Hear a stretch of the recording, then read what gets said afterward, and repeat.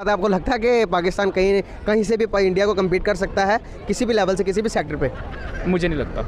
अगर हम आईटी की बात कर लेते तो आईटी का क्या कहना चाहेंगे आईटी के बारे में? प्यारे भाई, उनका गुड़गांव देखो जाके, आपके न्यूयॉर्क बना पड़ा है वो, ठीक है।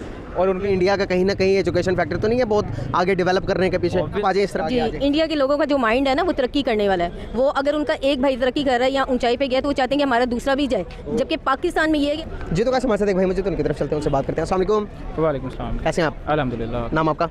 सईद। करते क्या हैं? मैं गवर्नमेंट ऑफिस में काम करता हूँ। माशाल्लाह, बहुत ज़बरदस्त। बेसिकली मेरा आज का हे हाय हेलो नमस्कार, हम सभी को कैसे हो आप सब? आई होप आप सब अच्छे होंगे और मैं भी बहुत अच्छी हूँ। तो गाइस, एक बार फिर से आपका मेरे यूट्यूब चैनल पर स्वागत है। तो आज एक बार फिर से मैं आप लोगों के लिए काफी इंटरेस्टिंग सा वीडियो लेकर आई हूँ, जिसमें कि हम पाकिस्तान वालों के मुंह से ही इंडिया और पाकिस्तान के बीच का कंपैरिजन के बारे में सुनना चाह रहे हैं। और वो खुद अपने मुंह से बता रहे हैं कि भाई हमारा पाकिस्तान ये नहीं कर सकता जो इंडिया ने किया है, वो नहीं कर सकता जो इंडिया ने किया है, ये इंडिया को बीट नहीं कर सकता। मतलब ऐसा सब कुछ हो रहा है जहाँ तक मुझे लग रहा है इस वीडियो में। बाकी इस वीडियो में जो बात करी गई है वो ये करी गई है कि अभी जो थोड़े टाइम पहले इंडिया ने एक तेजस फाइटर जेट बनाया था, वो जब उसने आगे रिप्रेजेंट किया था तो वो फेल हो गया था और उसकी वजह से बहुत लोगों ने मजाक उड़ाया था। और ये चीज़ इतनी दिल पर लग गई थी कि उसको दोबारा से अपग्रेड किया गया और दोबारा से उसको और इम्प्रूव करके प्रेजेंट किया गया। और उसके बाद वो सक्सेस हुआ एंड अब वो मलेशिया ने अप्रोच किया है कि वो मलेशिया भी वो लेना चाहती है। तो कुछ ऐसा है और इसके बारे में पाकिस्तान वालों को बताया गया है। तो देखते हैं पाकिस्तान वाले इस बात पे कैसा रिएक्ट करते हैं, क्या बोलते हैं और कैसा फील होता है उनको कि भाई उनकी कंट्री कुछ नहीं कर रही है और इंडिया दिन पर दिन तरक्की पे तरक्की किए जा रही है। तो चलिए हम लोग वीडियो देख लेते हैं, उसके बाद बात करते हैं। आज का आपसे क्वेश्चन ये है कि आपको ताजिस फाइटर जेट के बारे में इन्फॉर्मेशन तो होगी कि जब उन्होंने स्टार्ट में बनाया था, उसको मैन्युफैक्चर किया था, जब वर्ल्ड नुमाइश के लिए लेकर गया, प्रेजेंट करने के लिए लेकर गए तो उसका मजाक उड़ाने लगे अदर कंट्रीज़। तो उसके मालिक ने इतना को दिल पर सीरियस बात ले ली कि उसको इतना अपग्रेड कर दिया कि अभी जब नुमाइश हुई तो वो रेस में फर्स्ट नंबर पर आया। जब फर्स्ट नंबर पर आया तो उसको जो मलेशिया ने कहा कि हम अपने जोन से डिफेंस है उसको अपग्रेड करना चाहते हैं, रिप्लेस करना चाहते हैं, आप अपना फाइटर जेट हमें दे दें। तो कितनी बड़ी अचीवमेंट है इंडिया के लिए और पाकिस्तान को इससे क्या सीखने को मिलता है? इसमें भी देखिए बहुत बड़ा कमिटमेंट का मैसेज है उनके लिए कि उनको एक चीज़ पे मजाक उड़ाया गया उनका, उन्होंने उसको सीरियसली लिया। हमारी नेशनल इंटेग्रिटी भी इसी चीज़ में है कि हम भी इन चीज़ों को, हमारी इकॉनमी का जैसे मजाक उड़ाया जाता है तो अभी नेशनल पॉलिसी तो बनी है, हमारी नेशनल सिक्योरिटी पॉलिसी, उसमें इकॉनमी को एक मेन डोमेन में लाया तो गया है, लेकिन उसके लिए कोई इंफ्रास्ट्रक्चर मौजूद नहीं है। बिल्कुल, उस पर काम करने की ज़रूरत है। तो पाकिस्तान को डेवलपमेंट की सिस्टम्स बनाने की बहुत ज़्यादा ज़रूरत है अगर इंडिया के साथ कम्पीट करना है। एक तो हम 7 गुना छोटे हैं उनसे, पहली बात, ठीक है। तो 7 गुना बढ़ेगा और 7 गुना छोटे का कंपटीशन जो है ना, ये ऑलरेडी हमारे लिए बहुत ज़्यादा मुश्किल है, ठीक है। तो खित्ते में अगर रहना है तो भाई कम्पीट तो करना पड़ेगा। सही बात है। आपको लगता है कि पाकिस्तान कहीं से भी इंडिया को कम्पीट कर सकता है किसी भी लेवल से किसी भी सेक्टर पे? मुझे नहीं लगता। अगर हम आईटी की बात कर लेते तो आईटी का क्या कहना चाहेंगे आईटी के बारे में? प्यारे भाई, उनका गुड़गांव देखो जाके, आपके न्यूयॉर्क बना पड़ा है वो, ठीक है। और उनके आईटी सेक्टर की एक्सपोर्ट्स देखो, हमारी टोटल एक्सपोर्ट उनके सिर्फ आईटी सेक्टर के एक्सपोर्ट के बराबर भी नहीं है। हमारी टोटल एक्सपोर्ट उनके सिर्फ आईटी सेक्टर से कम है। 26 है हमारी एक्सपोर्ट, $26 बिलियन, ठीक है। उसमें से भी 50% से ज़्यादा जो है वो यूएस को जाती है और बाकी जो 40% के करीब इधर जाती है यूरोप को। तो वी आर कम्प्लीटली डिपेंडेंट। तो और $26 बिलियन क्या होते हैं भाई? बांग्लादेश की $51 बिलियन है, डबल है हमसे ऑलमोस्ट।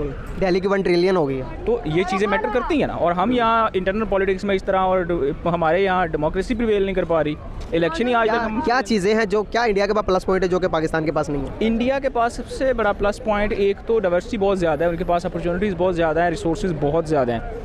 उनका सबसे बड़ा रिसोर्स है उनकी पब्लिक, जो 1.25 अरब एक पब्लिक है उनकी 1.25 अरब से ज़्यादा है। 1 करोड़ 35 लाख, 35-40 के करीब जो उनकी पब्लिक है, वो उनका सबसे बड़ा रिसोर्स है और वो उसको बड़ा अच्छा यूज़ करते हैं। चाइना के साथ देख लें, डील करते हैं, वो बात करते हैं, तो उनको पता है चाइना से टिकटॉक बैन कर देंगे, ये कर देंगे, दुनिया को फ़र्क पड़ता है उनकी बात से।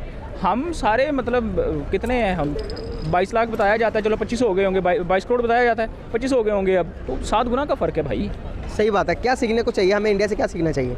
सबसे पहले तो भाई हमें नेशनलिज्म सीखनी चाहिए कि इंडियंस जो हैं वो हमसे ज़्यादा नेशनलिस्टिक हैं। हम इस अपने भले के लिए निकल नहीं सकते और वहाँ पे जो हालात हैं, जिस तरह से वो चीज़ों को देखते हैं, जिस तरह से वो चलो गलत देखते हैं, उनका एक हिंदुत्व का जो सीन है वो भी ठीक है, उनके मुताबिक ठीक है, हमारे मुताबिक गलत है ना, लेकिन वो अपने पर्पज़ के साथ लॉयल हैं, लेके चलते हैं उसको, ठीक है। और आज भी वो अखंड भारत के नज़रिए के ऊपर कायम है, और उसको पाकिस्तान को अंडू करने के लिए आज भी वो बरमला कहते हैं, उनकी फॉरेन पॉलिसी है। तो हमारी क्या है फॉरेन पॉलिसी? हमारी फॉरेन पॉलिसी ये है कि जी रशिया चले गए तो प्राइम मिनिस्टर को उतार दो, ये फॉरेन पॉलिसी है हमारी।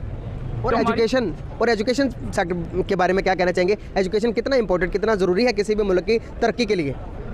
एजुकेशन सर, अगर आप एक चीज़ पूछे ना कि मुल्क सीधा करने के लिए आप सिर्फ एक चीज़ बता सकते हैं तो मैं एजुकेशन कहूँगा। अच्छा, कि एजुकेशन एक चीज़ है जिससे मुल्क ठीक है, अदरवाइज़ कोई एक चीज़ नहीं है। और अगर अदरवाइज़ आप 1000 चीज़ें भी कर लेना लेकिन एजुकेशन पे काम नहीं करते तो वो 1000 चीज़ें भी ज़ाया हो जाएंगी। वो हमारे पाकिस्तान में खुदगर्जी है, एक दूसरे को बस छीन लो और खा लो।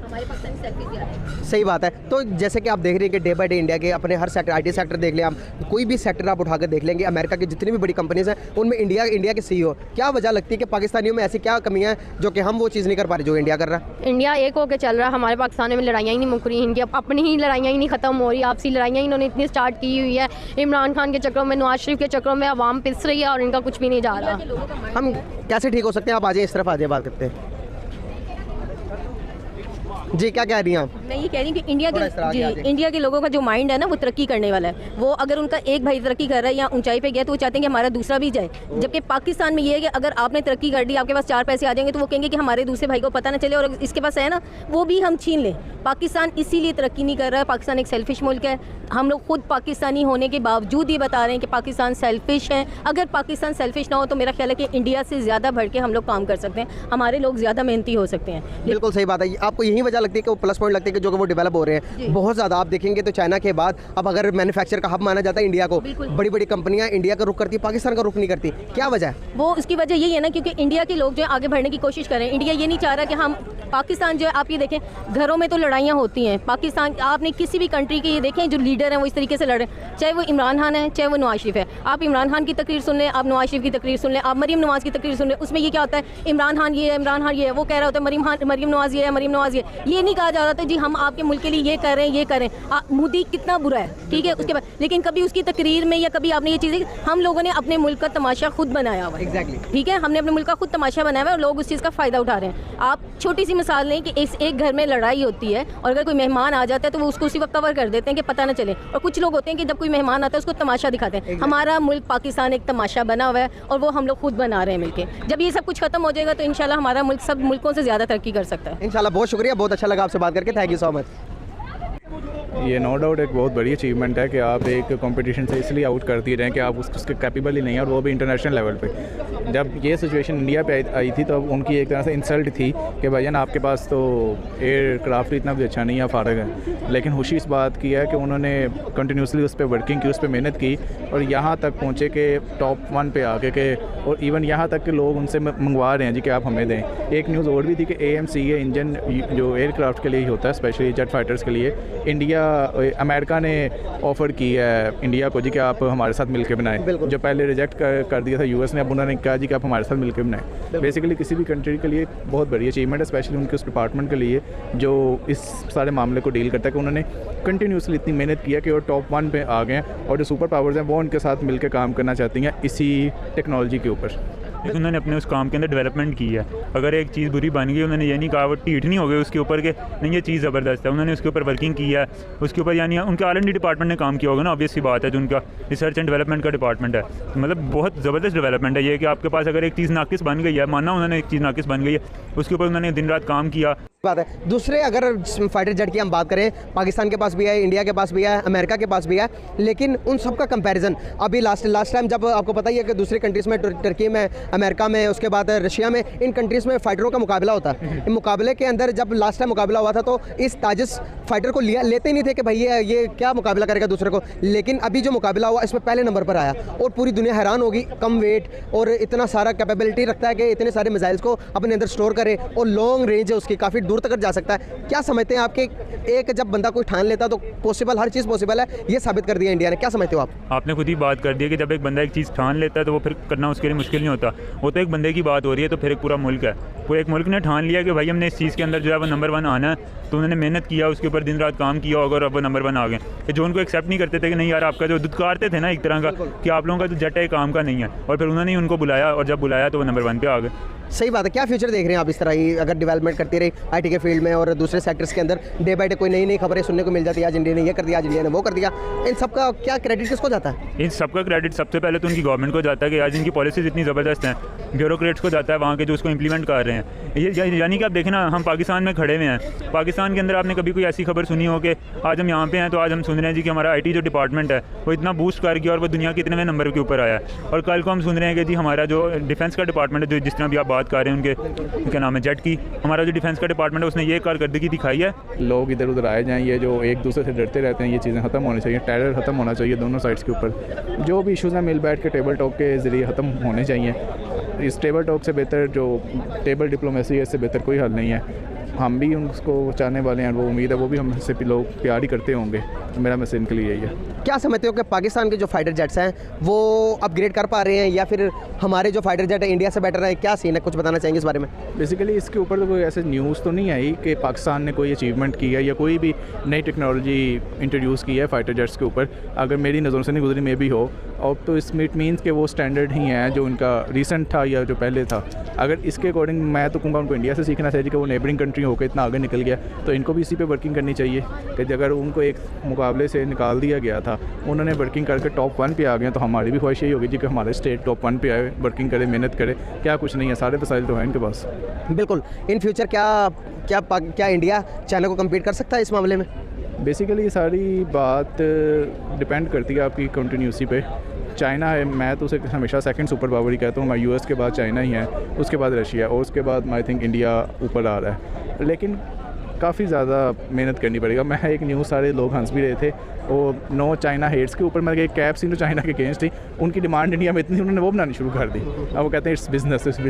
अब जिस मुल्क की सोच इस तरह की हो तो वो आप उसको कैसे आप कम्पीट करेंगे? आप खुद देख लें कि उसके खिलाफ एक चीज़ बन रही है लेकिन उसकी सेल ज़्यादा, उनका हम बना कर देना, छोड़ो बाहर से क्यों बनवानी है। अब ये जिस कंट्री की ये सोच हो तो आप कैसे कम्पीट कर सकते हैं उसको? बिल्कुल।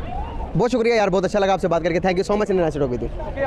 जा रहा इंडिया का कहीं ना कहीं एजुकेशन फैक्टर तो नहीं है बहुत आगे डेवलप करने के पीछे? ऑब्वियसली बिल्कुल है। उनकी यूनिवर्सिटीज़ का लेवल देखें आप जाके, उनके स्टूडेंट एक्सपोर्ट्स देखें और स्टूडेंट्स जो बाहर जाते हैं एक्सचेंज प्रोग्राम्स देखें उनके, ठीक है। आपका जो यूरोप और अमेरिका में इंडियन स्टूडेंट्स का डायस्पोरा है उसको आप देखें कितना ज़्यादा है। पाकिस्तान वाले तो कभी भी उनके कहीं करीब ही नहीं फटकते।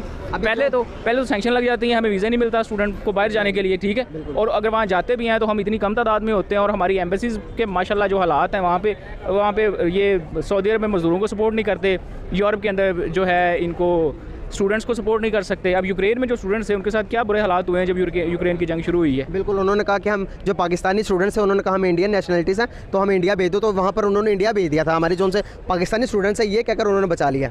तो ये देखें ना, इंडिया ने भी चले खैर एक गुडविल जेस्चर दिया है। अभी कल हमने भी एक गुडविल जेस्चर दिया है कि कराची पे उनका जो हमने एक मुसाफिर तैयारा उतरा है, एमरजेंसी लैंडिंग करवाई है। तो ये चीज़ होनी चाहिए, ट्रेड होनी चाहिए, सारी चीज़ें बेहतर होनी चाहिए। पूरा यूरोप आप देख लें, जर्मनी और जो फ्रांस है वो इतने, ये पाकिस्तान इंडिया की एनिमिटी तो कुछ भी नहीं है भाई, जो जर्मनी और फ्रांस की हुआ करती थी। और फिर फ्रांस और आगे रशिया की, ये यूरोप सारा 2 सदियाँ पहले ये कत्ल गारत करते रहे हैं सारे। दुनिया में सबसे ज़्यादा जंगें इस खित्ते में हुई हैं, सबसे ज़्यादा मवाद इस खित्ते में हुई हैं तारीख में, ठीक है, यूरोप के अंदर। तो आज वो फाइनली वो 200-300 साल लड़ के आपस में वो इस नतीजे पे पहुंचे हैं कि को existence is the only solution भाई। बिल्कुल सही बात। तो को एग्जिस्ट, ये थी हमारी आज की वीडियो जिसमें कि जो इंडिया की तरफ से एक फाइटर जेट बनाया गया है उसके बारे में बात की जा रही थी कि पहले वो सक्सेस नहीं हुआ था, फेल हो गया था, बट उसके बाद उन्होंने वापस से अपग्रेड करके उसको दोबारा से प्रेजेंट किया और दोबारा वो सक्सेस भी हो गया। और बल्कि मलेशिया जैसा सिटी उसको लेना चाहती है, वो रशिया उसको लेना चाहता है। तो काफ़ी ज़्यादा अचीवमेंट वाली बात है ये। और पाकिस्तान वाले लोगों को बताया गया है कि भाई ऐसा है, और पाकिस्तान वाले लोग शॉक रिएक्शन दे रहे हैं कि भाई इंडिया ने तो इतनी तरक्की करी है, हमारी इंडिया का जितना IT फील्ड तरक्की कर रहा है, जितना IT फील्ड में एक्सपोर्ट होता है वो पूरा ओवरऑल पाकिस्तान का ट्रेड का एक्सपोर्ट है। और मतलब कि इतना लो लेवल पे है पाकिस्तान इंडिया के कंपैरिजन कि वो कभी बीट कर ही नहीं सकता उसको। और खुद ही वो लोग बताते हैं कि हमारा पाकिस्तान बहुत सेल्फिश है, बहुत खुदगर्ज है, उनको सिर्फ अपने से मतलब है, वो कभी किसी के बारे में नहीं सोच सकते, कभी किसी का भला नहीं कर सकते। तो वो लोग खुद ही अपने मुंह से ये सब चीज़ें बताते हैं। तो उसके बाद हम तो क्या बेइज्जती करेंगे इनकी और क्या हम बोलेंगे। बट जो भी है ये अपने मुंह से ही खुद से ही अपनी तारीफों के पुल बांध देते हैं और हमको अच्छा फील कराते हैं ये सब बोल के। तो गाइज आई होप आप सबको ये वीडियो पसंद आया होगा, और अगर आपको वीडियो पसंद आया तो वीडियो को लाइक कर देना, कमेंट करके बताना और वीडियो को शेयर कर देना। और जो मेरे चैनल पर पहली बार आए हैं गाइज वो चैनल को सब्सक्राइब कर देना ताकि आपको नई वीडियोस के बारे में और पता लगता रहे, और उसके लिए बेल आइकन को प्रेस कर देना ताकि आपको नई वीडियोस की नोटिफिकेशन आती रहे और आप ऐसे ही वीडियोस देखते रहो, क्योंकि हम काफ़ी फनी वीडियोस लेकर आते हैं, इंटरेस्टिंग वीडियोस लेकर आते हैं, नॉलेजेबल वीडियोस लेकर आते हैं। बट वीडियोस पाकिस्तान और इंडिया से रिलेटेड होती है बिकॉज ये हमारा फेवरेट टॉपिक है, मेरी ऑडियंस का फेवरेट टॉपिक है, तो इसी जो ऑडियंस को पसंद होगा वही लाना बनेगा। तो गाइज ऐसे ही सपोर्ट करते रहो, ऐसे ही प्यार देते रहो, मैं ऐसे ही वीडियोस लेकर आपके सामने आती रहूँगी। Thank you.